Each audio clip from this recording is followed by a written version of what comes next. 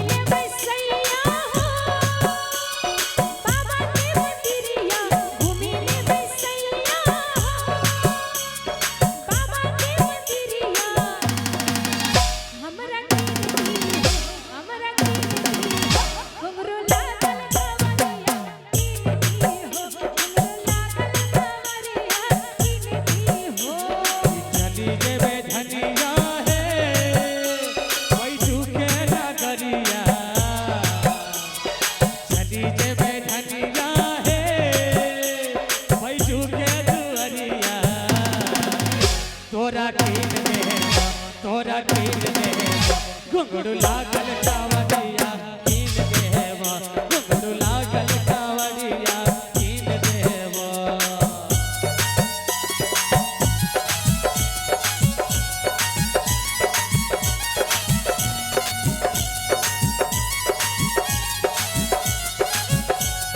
जय हो बाबा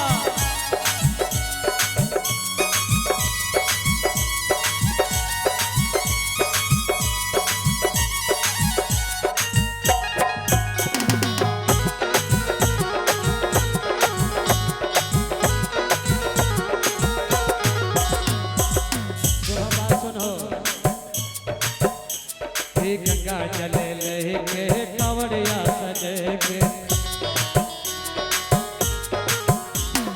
गंगा जले लेके कावड़ सजे के चली देवे हम भोले बाबा के मनाएंगे कितने सुंदर लगते है धानी देव घर नगरिया कितने सुंदर लगते है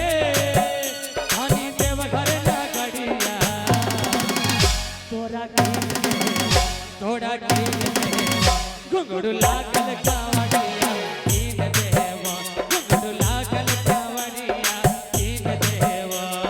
चली जे बसैया हो देवघर नगरिया चली जे बसैया हो देवघर नगरिया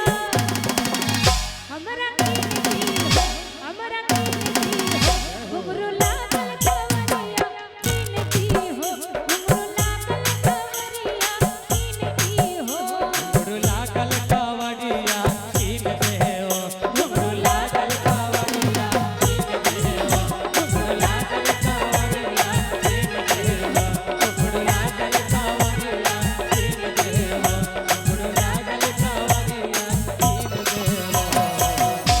और आदरणीय हमारे कंचन मामू जी उपस्थित हुए मंच पर, चाहेंगे बार